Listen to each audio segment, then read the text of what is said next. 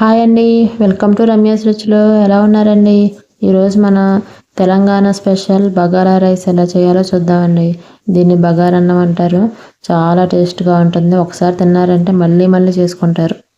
దీనికోసం ఒక ప్యాన్ తీసుకొని అందులోకి 2 టేబుల్ స్పూన్ల ఆయిల్ వేసుకోండి. ఆయిల్ బాగా హీట్ అవ్వాలండి. ఆయిల్ హీట్ అయిన తర్వాత 1.5 స్పూను షాజీరా, బిర్యానీ దినుసులు, లవంగము, బిర్యానీ ఆకు, దాల్చిన చెక్క, అనాస పువ్వు, స్టారు, అలానే ఒక 2 యాలక్కాయలు చిన్న ముక్కలుగా కొట్టుకొని వేసుకోండి. 1.5 స్పూను అల్లం వెల్లుల్లి పేస్టు వేసి గోల్డెన్ కలర్ వచ్చే వరకు ఫ్రై చేసుకోండి. ఇట్లా ఫ్రై అయిన తర్వాత అందులోకి ముందుగా కట్ చేసి పెట్టుకున్న ఉల్లిపాయ, పచ్చిమిరపకాయ ముక్కలను వేసుకోండి.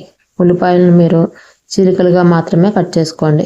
ఉల్లిపాయలు కూడా ఫ్రై అయ్యే వరకు ఫ్రై చేసుకోండి. ఇప్పుడు అందులోకి పుదీనా, కొత్తిమీర సన్నగా కట్ చేసి వాటిని కూడా ఫ్రై చేసుకోండి. ఇలా ఫ్రై చేసుకున్న వాటిల్లోకి ముందుగా కొలిచి పెట్టుకున్న వాటర్ను పోసుకోండి. ఈ వాటర్లోకి రుచికి సరిపోను ఉప్పును వేసి కాసేపు వాటర్ అంతా బాగా తెరలనివ్వండి. ఇక్కడ నేను ఒక అరగంట సేపు బియ్యాన్ని నానబెట్టుకున్నాను. 3 గ్లాసుల బియ్యానికి సరిపోను వాటర్ తీసుకున్నాను. ఒక్కొక్క గ్లాసు బియ్యానికి గాను 1.5 గ్లాసు వాటర్ తీసుకోవాలండి. బాస్మతి బియ్యం కాబట్టి ఈ రేషియోలో తీసుకున్నాము. ఇదిగోనండి, అరగంట సేపు నానబెట్టిన బాస్మతి బియ్యం. వీటిని కూడా వాటర్లో వేసుకొని బాగా కలుపుకొని కాసేపు మూత పెట్టుకొని ఉడికించుకోవాలండి.